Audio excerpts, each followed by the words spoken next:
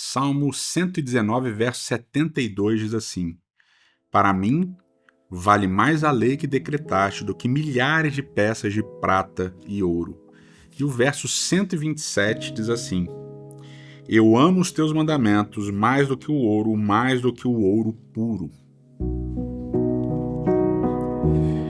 O Salmo 119, esse salmo gigante que louva a lei, que exalta a lei, que fala da lei, ele se parece, em certo sentido, bastante com o Salmo 19, que a gente estudou lá atrás, que é um salmo também que fala da lei, que exalta a lei.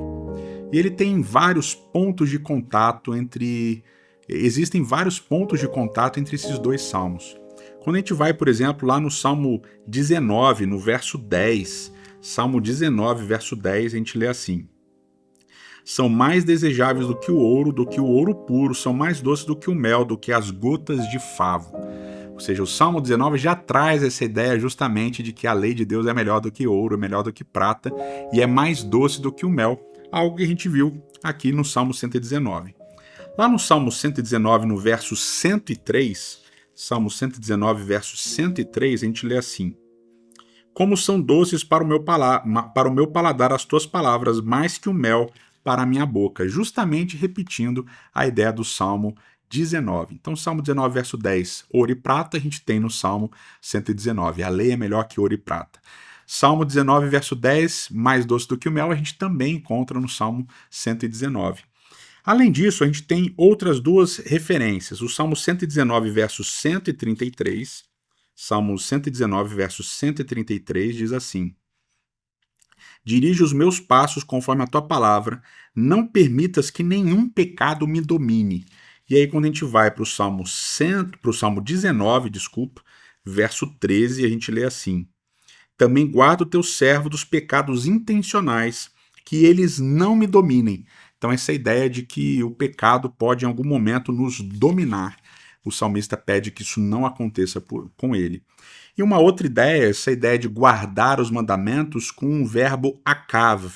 Isso aparece aqui no Salmo 119, verso 33 e verso 112. Então, o verso 112 diz assim: Dispus o meu coração para cumprir os teus decretos até o fim. Essa ideia de cumprir usando o verbo akav, e cumprir os mandamentos até o fim.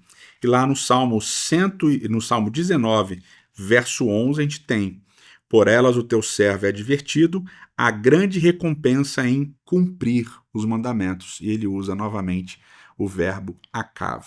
Então a gente vê essa intensa relação entre o Salmo 119 e o Salmo 19. E o Salmo 119 também tem relação com outro salmo muito importante dentro do Saltério, que é o Salmo 1. Porque o Salmo 119 começa com a palavra Ashrei, que é feliz, bem-aventurado o homem que guarda a lei, que anda segundo a lei, e assim por diante. E quando a gente vai lá para o Salmo 1, o salmo que abre o Saltério, ele começa justamente dizendo que feliz é o homem que não faz isso, que não faz aquilo, etc. e tal, e diz que esse homem feliz, verso 2, tem a sua satisfação na meditação da lei de Deus.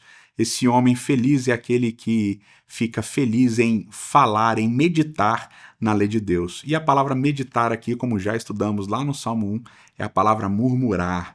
Murmurar não no sentido de reclamar, mas no sentido de falar em voz baixa o dia inteiro da lei de Deus. E o Salmo 119, uma das possibilidades, que ele foi composto justamente para isso, para que as pessoas murmurassem, declamassem esse salmo todos os dias, lembrando da lei de Deus.